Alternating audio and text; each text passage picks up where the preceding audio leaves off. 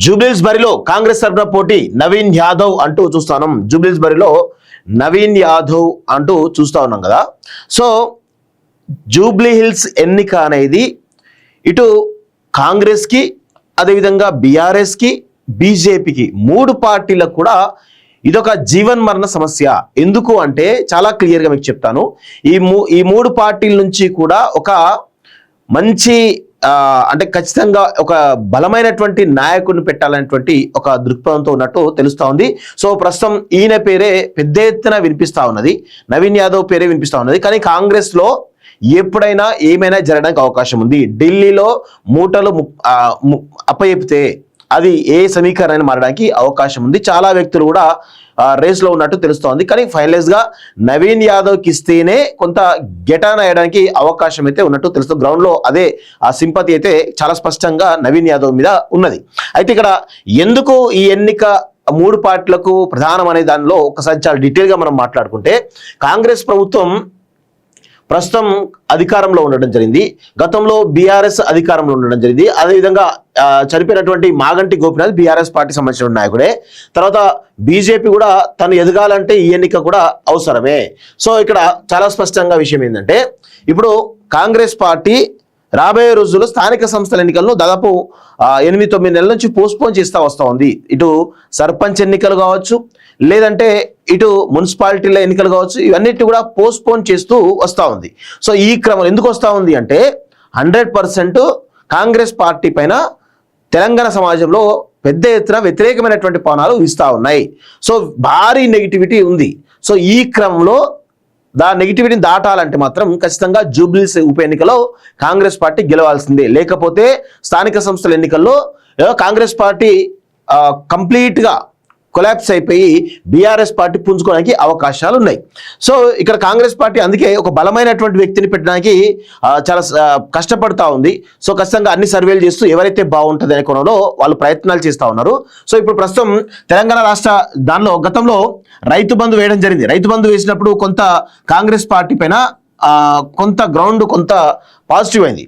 So అప్పుడు సన్న బియ్యం కానీ రైతు బంధు వివిధ రకాల పథకాలు ఏవైతున్నాయో కొంత గ్రామ స్థాయిలో కాంగ్రెస్ పార్టీ పైన పాజిటివ్ పవనాలు వీచినట్టుగా తెలుస్తోంది. అయితే ఆ గ్యాప్ రావడంతో ప్రస్తుతం యూరియా సమస్య అనేది కాంగ్రెస్ పార్టీని పెద్ద ఎత్తున వేధిస్తూ ఉంది. అయితే యూరియా ఇక్కడ కొరత రావడానికి ప్రధాన కారణం ఎవరు?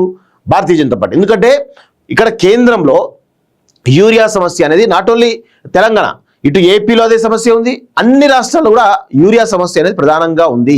అది రష్యా నుంచి ఉక్రెయిన్ నుంచి రావాల్సినటువంటి యూరియా ఏదైతుందో ఆ ట్రాన్స్పోర్ట్ ఆగిపోవడం వల్ల ఇక్కడ డిలే అవుతా ఉంది.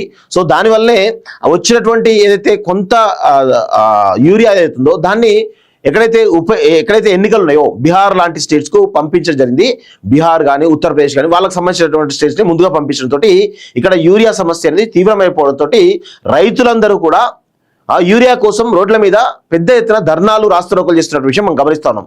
ఇదంతా కారణం కాంగ్రెస్ అనేది ప్రధానంగా ప్రతిపక్షాలు చెప్తున్న విషయం. దానిలో రైతులు అందుకే కాంగ్రెస్ పార్టీ పైన కొంత విపరీతమైనటువంటి కోపంతో ఉన్నట్టు తెలుస్తా ఉంది.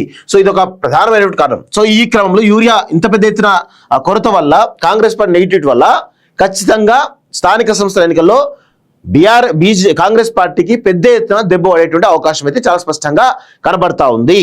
సో ఈ క్రమంలో అయితే స్థానిక సంస్థల ఎన్నికలు పోస్ట్పోన్ చేస్తా ఉన్నారు. సరే యూరియా ఇప్పుడు కొంచెం ఇబ్బందులు ఉండొచ్చు, కానీ రాబోయే 1 వీక్ 10 డేస్ లోపల ఆ యూరియా సమస్య తీరినప్పుడు మళ్ళీ కాంగ్రెస్ పార్టీలో కొంత పాజిటివ్ పవనాలు ఇచ్చేటువంటి అవకాశం ఉంటుంది. ఈ క్రమంలో జూబ్లీహిల్స్ ఉప ఎన్నికల్లో కనుక కాంగ్రెస్ పార్టీ గెలిస్తే అది స్థానిక సంస్థల ఎన్నికల్లో యూజ్ అయ్యేటువంటి వాడుకునేటువంటి అవకాశం ఉంటుంది. ప్రజలు కూడా కొంత కాంగ్రెస్ పార్టీ నెగిటివ్ని కంప్లీట్గా తీసేసేటువంటి అవకాశం అయితే చాలా స్పష్టంగా కనబడుతుంది. అందుకే కాంగ్రెస్ పార్టీ ఈ ఎన్నికను సవాల్గా తీసుకున్నది.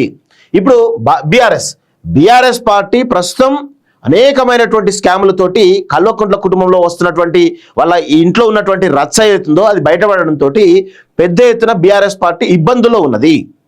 సో ఈ ఇబ్బందులు అధిగమించాలంటే అక్కడ మాగంటి గోపీనాథ్ సంబంధించిన సతీమణి కావచ్చు, ఎవరిని పెట్టినా కానీ ఒక సింపతి గేమ్ ఆడి గెలవాలనే దాంట్లో బీఆర్ఎస్ పార్టీ చాలా పెద్ద ఎత్తున ట్రై చేస్తూ ఉంది. సో ఒకవేళ బీఆర్ఎస్ పార్టీ కనుక గెలిస్తే స్థానిక సంస్థల ఎన్నికల్లో బీఆర్ఎస్ పార్టీకి చాలా పెద్ద ఎత్తున అవకాశం వాళ్ళకు ఎక్కువ సర్పంచ్లు, ఎక్కువ ఎంపీటీసీలు, ఎక్కువ జెడ్పీటీసీలు గెలవడానికి అవకాశం ఉంటుంది. ఇది కాంగ్రెస్ పార్టీకి పెద్ద ఇబ్బందికరంగా మారుతుంది. వన్స్ జూబ్లీస్ ఎన్నికల్లో బీఆర్ఎస్ గెలిస్తే నెక్స్ట్ వచ్చేటువంటి స్థానిక సంస్థల ఎన్నికల్లో బీఆర్ఎస్కి అవకాశాలు ఎక్కువ ఉంటాయి. తర్వాత వచ్చేటువంటి ఏ ఎన్నికైనా కానీ కొంత పాజిటివ్ పవనాలు ఇచ్చేటువంటి అవకాశం అయితే ఉంది. అది ప్రతిపక్షం కాబట్టి ఆబ్వియస్గా అదొక స్కోప్ ఉంటుంది వాళ్ళకి. అయితే ఒకసారి జూబ్లీస్లో గెలిస్తే కనుక ఖచ్చితంగా బీఆర్ఎస్ పార్టీ వైపు ప్రజలు చూస్తారు. ఇప్పుడు అంతా కూడా రాజకీయ స్తబ్దత నెలకొని తెలంగాణ సమాజంలో ప్రజలు కాంగ్రెస్ కోటేయాలన్నా, బీఆర్ఎస్ కోటేయాలన్నా, బీజేపీ కోటేయాలన్నా అనే దాంట్లో కొంత కన్ఫ్యూజన్ క్రియేట్ అయినట్టు తెలుస్తూ ఉంది. ఈ క్రమంలో జూబ్లీస్ ఎన్నికతోటి కొంత బీఆర్ఎస్ పార్టీ వైపు కనుక పవనాలు ఇస్తే అది ఖచ్చితంగా కాంగ్రెస్ పార్టీకి, ముఖ్యంగా రేవంత్ రెడ్డికి పెద్ద దెబ్బ కనబడుతుంది. ఆ యొక్క విజయ పరంపర ఏదైతుందో అది కంటిన్యూగా కొనసాగేటువంటి అవకాశం అయితే ఉంది. ప్రజలందరూ కూడా బీఆర్ఎస్ వైపు చూసేటువంటి అవకాశం ఉంటుంది. దీన్ని కంట్రోల్ చేయలేక మాత్రం కాంగ్రెస్ పార్టీ విఫలమయ్యేటువంటి అవకాశం అయితే చాలా స్పష్టంగా కనబడతా ఉంది. అయితే భారతీయ జనతా పార్టీ జూబ్లీస్ ఎన్నికల్లో గెలవడానికి స్కోప్ తక్కువ. ఎందుకంటే 1,50,000 నుండి 1,70,000 ఓట్లు మైనార్టీల ఓట్లున్నాయి. ఈ మైనార్టీలు ఎవరున్నారు? ముందుగా ఎక్కువ శాతం ముస్లిమ్స్, ఆ తర్వాత క్రిస్టియన్స్. ఒక ముస్లిం సంఖ్యనే దాదాపు 1,15,000 నుంచి 1,25,000 ఉన్నట్టు తెలుస్తూ ఉంది. సో ఈ క్రమంలో మొత్తం ముస్లిమ్స్, క్రిస్టియన్స్ కలిస్తే యావరేజ్గా 1,50,000 వరకు ఉంటారనేది ఒక అంచనా. సో ఈ క్రమంలో జూబ్లీహిల్స్లో భారతీయ జనతా పార్టీ గెలవడం అనేది అంత ఈజీ కాదు, చాలా పెద్ద టాస్క్. సో వీళ్ళు వ్యవస్థలన్నీ మేనేజ్ చేస్తే తప్ప గెలవడానికి అవకాశం లేదు.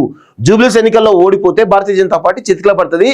రాబోయే హైదరాబాద్ మున్సిపల్ ఎన్నికల్లో, హైదరాబాద్ జిహెచ్ఎంసీ ఎన్నికల్లో చాలా పెద్ద ఎత్తున ఇబ్బంది పడేటువంటి అవకాశం ఉంటుంది. గతంలో వచ్చినటువంటి సీట్లను కూడా మరి పుంజుకుంటుందా లేకపోతే చెతికిల పడుతుందా అని కూడా కొంత అనుమానాలు అయితే ఉంటాయి. అందుకే భారతీయ జనతా పార్టీ కూడా ఈ స్థానంలో గెలవడానికి వాళ్ళకు ఉండేటువంటి అన్ని వ్యవస్థలను వాడుకొని చాలా పెద్ద ఎత్తున ప్రయత్నాలు అయితే చేస్తారు.